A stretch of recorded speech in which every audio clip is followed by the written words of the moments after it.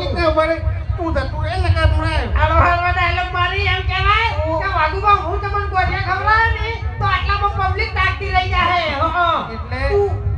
હું પી મૂચો હશે ને નશો વાને સાડ્યો છે આડા આપણું બોલ્યા વગર કેમ ભાઈ તાણી તમે તો ભમાવો છો પણ હું ભમાયો અને ગોઠિયા ખવડાયો એવું એમ ખરેખર આઈટમ તું માહિને જ રાખે એમ એમ નહીં